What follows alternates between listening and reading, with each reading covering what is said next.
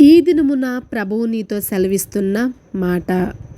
మన ప్రభువును ప్రిరక్షకుడైన యేసుక్రీస్తు వారి అతి శ్రేష్టమైన నామంలో మీ అందరికీ నా యొక్క హృదయపూర్వక వందనములు. నిస్తమా అందరూ బాగున్నారు కదా? నిజముగా మన ప్రభువు మనల్ని ఎంతగానో ప్రేమిస్తున్నారు, మనల్ని దీవిస్తూ ఉన్నారు. మనల్ని ఎప్పుడు కూడా విడిచిపెట్టలేదండి.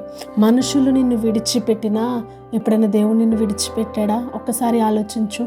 నీ బాధలో ఉన్న, నీ సంతోషంలో ఉన్న ప్రతి విషయంలో కూడా ప్రభువైన యేసుక్రీస్తు వారు నీకు అద్భుత కార్యంలో, ఆశ్చర్య కార్యంలో చేయడానికి సిద్ధంగా ఉన్నారు కదా, చేస్తూనే ఉన్నారు కదా. ఒక మాట చెప్పాలని నేను ఆశపడుచున్నాను. ఈరోజు ప్రభువైన యేసుక్రీస్తు వారు నీతో చెప్తున్నారు, ఏమో ఈరోజు ఆఖరి రోజు అవుతుందేమో. ఒక్కసారి నీకున్న సమస్యలకు, నీకున్న బాధలకు, నీకున్న కష్టాలకు, నీకున్న వేదనలకు, నీకున్న ప్రతి ఒక్క బాధకు కూడా, కన్నీటికి కూడా ఒక పరిష్కారం ఏంటయ్యా అంటే, నువ్వు పోరాడు. అది కూడా ఎక్కడంటే నువ్వు ప్రార్థనలో పోరాడు, దేవునితో పోరాడు, పెనుగులాడుతూ ఉండు.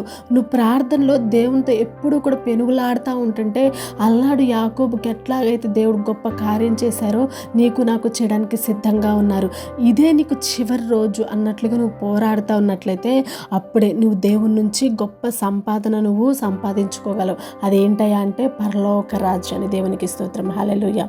మనకు ఈ లోకంలో కావాల్సిందయ్యా ఏందయ్యా అంటే పరలోక రాజ్య వారసులంగా మనం మార్చబడాలని చెప్పేసి పరలోక రాజ్యాన్ని సంపాదించుకోవాలనే కదా మనము ప్రాకులాడుతూ ఉండేది, ప్రయాసపడతా ఉండేది.